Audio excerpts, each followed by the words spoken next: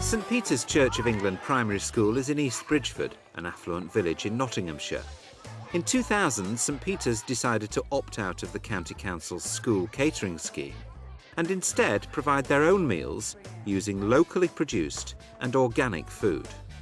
Since then, St Peter's has become a trailblazer for healthy school meals. This programme looks at St Peter's recipe for success and explores how the head teacher and catering manager have made healthy diet and fitness central components of the school's overall approach. We're a take care school. That's a simple enough way of describing the ethos of a church school, but it's also a way that we can describe how we are, where a young child can understand it and an adult can understand it on their own level. And that's basically, we take care of ourselves, we take care of each other, we take care of the world and try to do something about that. The school aims to place physical, social and health education at the heart of school life. We see learning in a growing sense in its broadest focus, which involves all those other things as well we try to give children, both in but also outside of the classroom, to help them grow and become confident and feel valued in as many different ways as possible. And that includes food. The school's decision to provide school meals independently of the council's caterers is based on a desire to provide much healthier meals and to develop a real knowledge about food amongst the pupils. The food that my kids were eating at that time were processed, very, very processed food. Chicken in any shape you wanted, fish exactly the same. So nothing that resembled fish, nothing that resembled chicken. It's Jeanette Orry's passion and determination to achieve healthier meals which has been the driving force behind the transformation of school dinners at St Peter's. I wanted to teach the children that chicken is not a dinosaur. And the same with the vegetables. You know, vegetables could be fresh, they could be nice. I knew I had the kind of cook who was up for the challenge. Yeah, and that's very important. If you're ever thinking about doing this yourself, it's got to be head teacher and cook, both wanting it from their own perspectives. The combination of David's leadership and Jeanette's skill in the kitchen has now been recognised on the national stage.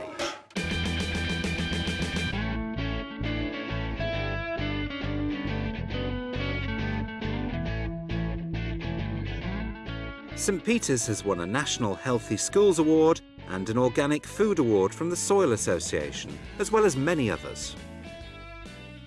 When we opted out, all I wanted to do was to feed the children better. I couldn't tell you where the children's meat came from. So you'd look on the packet and it was probably from 11 different cows from 12 different countries. You know, do we want to do that? No, I didn't.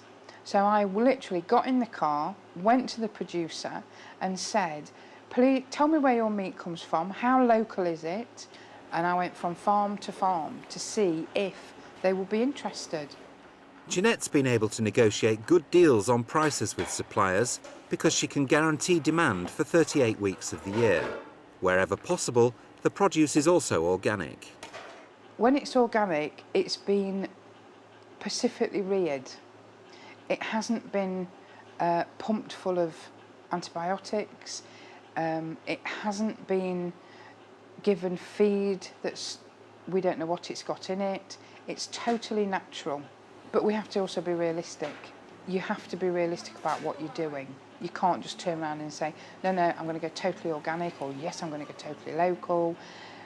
We have to combine all three because we're on a budget, a very, very tight budget.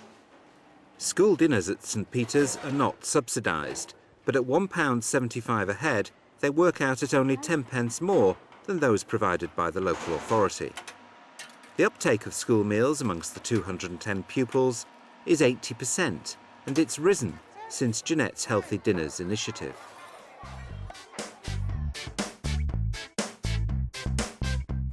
My favourite school dinner was spaghetti bolognese. I like it because it's tasty. My favourite dinner is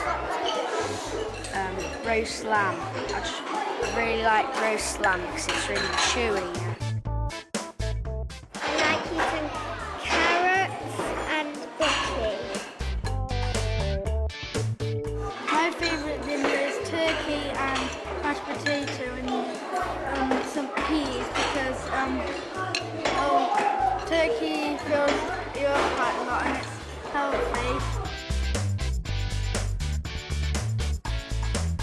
I like carrots and salad.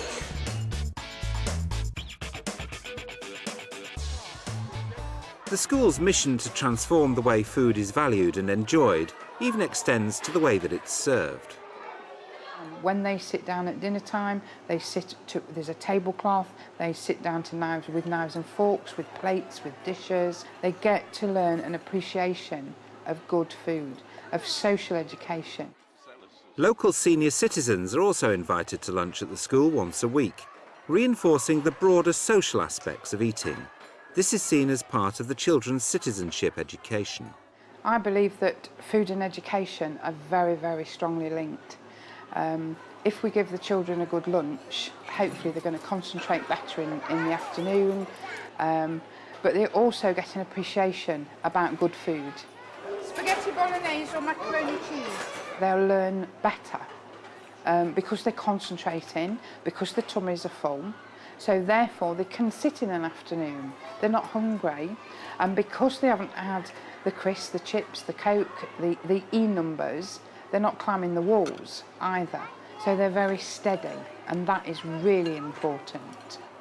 The main ingredients for having a successful school meal service, in my opinion, a good head teacher, a good cook, and good kitchen staff.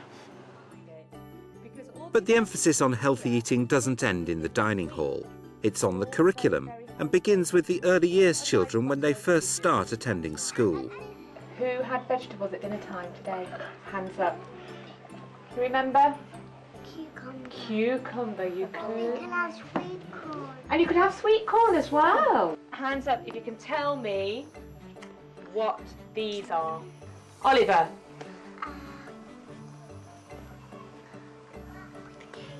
Potatoes.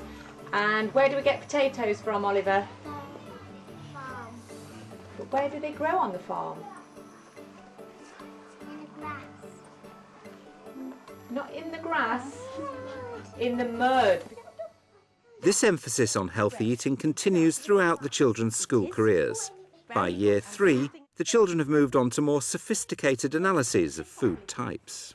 What sort of things are protein, Matthew?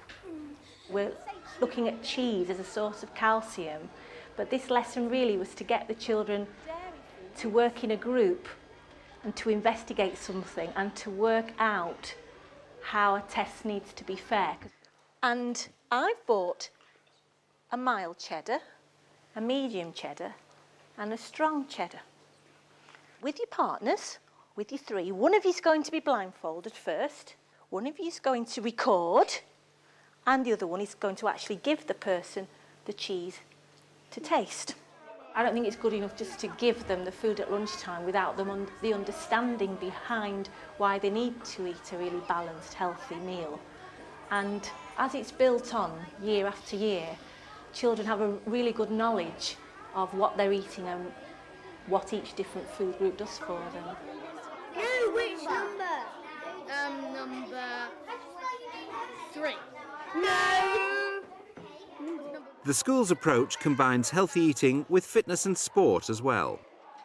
We're trying to bring the idea of health again into its broadest context, and we've done a lot of work on healthy eating both at lunch times, at break times in general, but also within the curriculum. Then we said, well, let's broaden health out again, and let's bring PE and sport under the banner of health. Eat well, look after yourself, look after each other, but also exercise well, because all those things together will give you the kind of life you deserve and need. Right, on your feet then, let's go. This is SAQ and it stands for Speed, Agility and Quickness. We combine that with a body awareness and conditioning circuit, which is what we're doing at the moment. That basically includes more balance work with the fit balls, the exercise balls, stability discs, or a lot about balance, because balance really is the key to it's the foundation for every movement. A lot of children get left out in team sports, hockey, netball, football. They don't tend to excel. You can see the progression a lot more within this kind of circuit-based activity rather than a team sport. What we're going to do, we need to warm up first. When we warm up, remember, style and skill.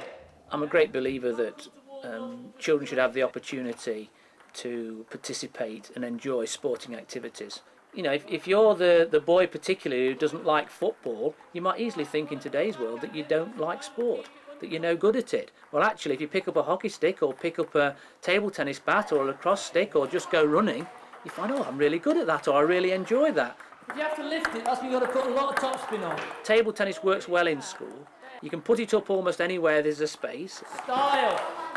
Well played. I offer table tennis on a Thursday night to Year 4, 5 and 6, around about 90 children, and as many as 50 of them express an interest.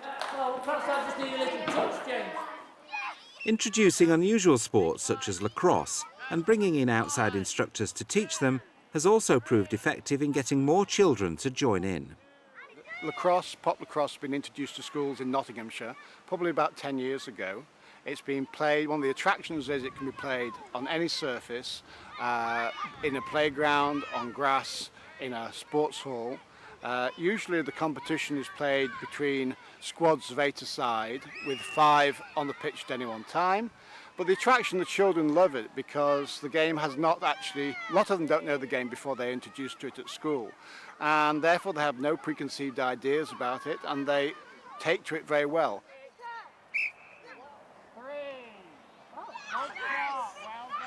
Very good.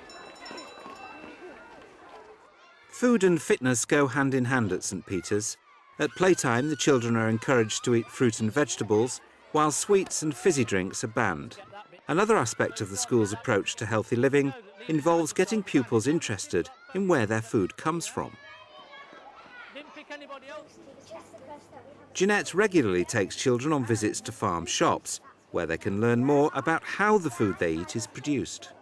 So what we're going to do is we're going to just take you around the shop. You're going to see all local cheeses, all the meat. You will look at the veg and we'll look at the milk. I wanted to get the children to understand about food, to educate them about food, about the surrounding areas that they live in. Crockwell Bishop is only just up the road, isn't it?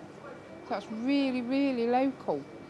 So local because your local economy does count. Where you live does count. It's heavy. Who's going to come round and get this off me? It's really heavy. Yeah? You got it? Hopefully next year I want to get you out onto that farm to see where it's all grown. Well, that's beetroot, that's a marrow. Got no additives, no e-numbers, no nothing. All good quality meat. The children at East Bridgeford, it's been a resounding success. They value the food, they know where their food is coming from, they're very well educated within food, it's worked. Can anyone else tell me why school dinners are good? Oh yeah. Okay, you first. Because Mrs. Horry makes them for us.